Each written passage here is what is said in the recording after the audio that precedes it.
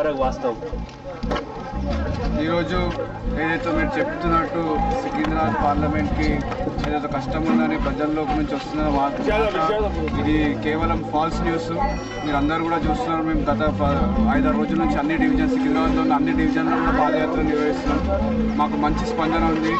మరి మంచి యువకులందరూ కూడా ఉత్సాహంతో ఉన్నారు. మళ్ళీ తిరిగి ఏదైనా ఇక్కడ సికింద్రాబాద్ పార్లమెంట్లో గెలుస్తుందంటే అది కేవలం కాంగ్రెస్ పార్టీ. అది మా అభివృద్ధి అంటే అంజన్ కుమార్ యాదవ్ గారు ఇక్కడ నుంచి గెలుస్తారని హామీ. మరి అదే క్రమంలో ఈరోజు మురాద్నగర్ డివిజన్లో కూడా మేము పాదయాత్ర నిర్వహిస్తున్నాం. మరి గత 10 సంవత్సరాల నుంచి ఏదైతే సంక్షేమ కార్యక్రమాలు కానీ ఎంపీ గారు నిధులు ఏ విధంగా నిధులన్నీ కూడా డివిజన్ వైజ్ కేటాయించిన అవన్నీ కూడా ప్రజలకు తీసుకెళ్ళి ప్రజల ఇంటింటికి వెళ్ళి కూడా మేము చెప్పడం జరుగుతుంది. మేము ధీమాగా ఉన్నాం. రేపు మళ్ళీ తిరిగి కాంగ్రెస్ పార్టీ సికింద్రాబాద్ పార్లమెంట్ని కైవసం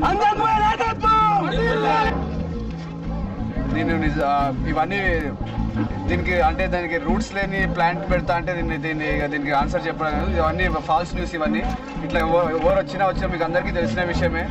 దీనికి సికింద్రాబాద్ పార్లమెంట్కి 2 times sitting MP Anjan Kumar Yadav గారు మళ్ళీ ఆల్రెడీ ఎంపీ గారికి ఆల్రెడీ ఆల్మోస్ట్ ఎంపీ గారే క్యాండిడేట్. దానికి వేరే అభ్యర్థి ఉన్నది. ఏదైతే మీరు కాంట్రవర్షియల్ చేయాలనుకున్నా కూడా అది అయ్యేటట్టు లేదు. ఎందుకంటే మళ్ళీ కాంగ్రెస్ పార్టీ నుంచి అంజన్ కుమార్ యాదవ్ గారు నిలబడతారు, గెలుస్తారు కూడా అంజన్ కుమార్ యాదవ్ గారు.